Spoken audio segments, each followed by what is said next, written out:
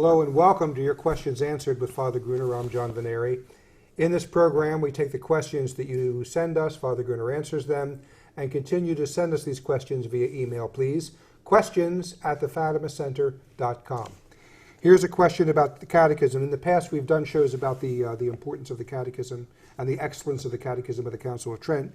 And this writer says, I know you cite the Catechism from the Council of Trent, but is the Baltimore Catechism sound?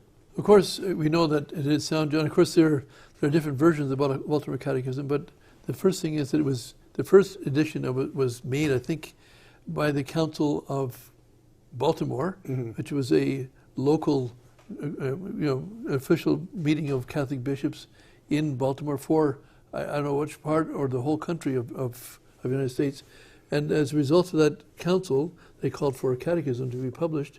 And it was written, and it was very good. In fact, it still is very good. And there have been several editions of it. Now, first of all, there's different. There's a Baltimore gradations. Gradations. Yeah. Grade 0, I think, was for 0, 1, 2, and 3, if I'm not mistaken. And 0, I think, is for preparation for First Communion for the first graders or something like that.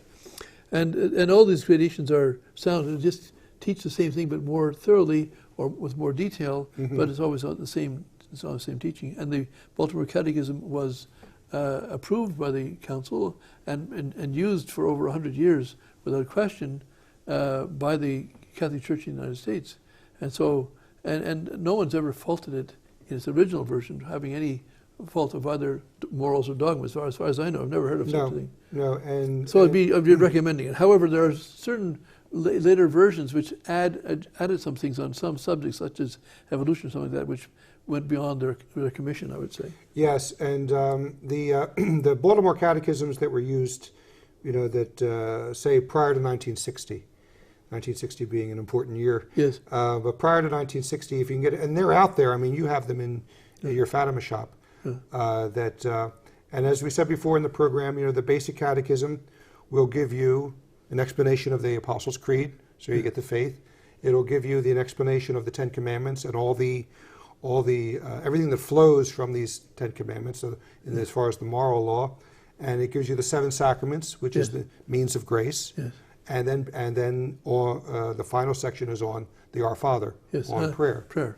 I mean, we all, as Saint Alphonsus himself says, that he who prays will be saved, he who does not pray will be lost.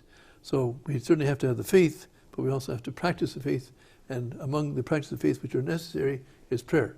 And so it's on the Our Father, but it's really explaining the necessity and the beauty and the usefulness of prayer. Yes, because if you read, the Catechism of the Council of Trent, I was just reading this section recently, in fact, and I was struck. Every once in a while you read something and you're struck by how obvious it is. Yes. And the Catechism of the Council of Trent, which is an authoritative text of the Catholic Church, says it opens a section on prayer, saying that our Lord requested prayer not by counsel, but by precept. The difference being, it's not something he recommended as a good idea. Yeah. He commanded. He said, "You must pray. Pray always." I think it's in Luke. Yeah. Pray. So we're commanded to pray. Yes. Because it's the only way we can keep our supernatural life alive. Yes. Really.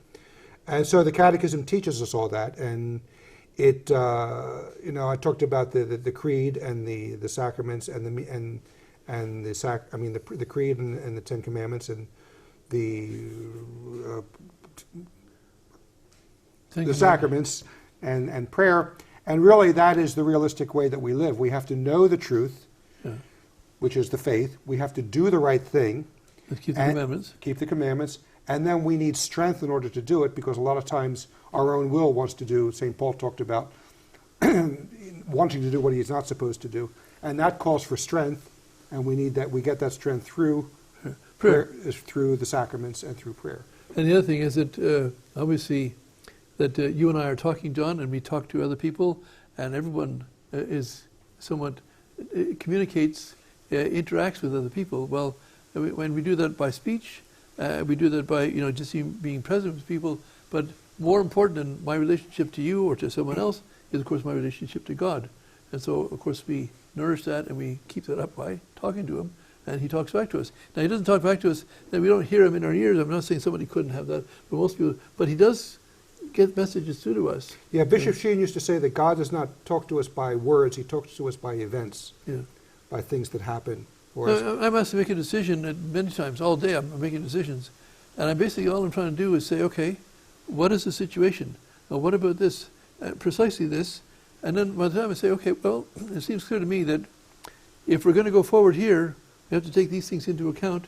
And so the decision becomes easy. But I'm making the decision, this is God's will, because God has set these circumstances, and it's reasonable. Now, maybe I could be doing something else almost as reasonable, or maybe more reasonable, but to my perception, which is what he gives me, is that's what's reasonable under the circumstances, and it's not breaking any of his laws.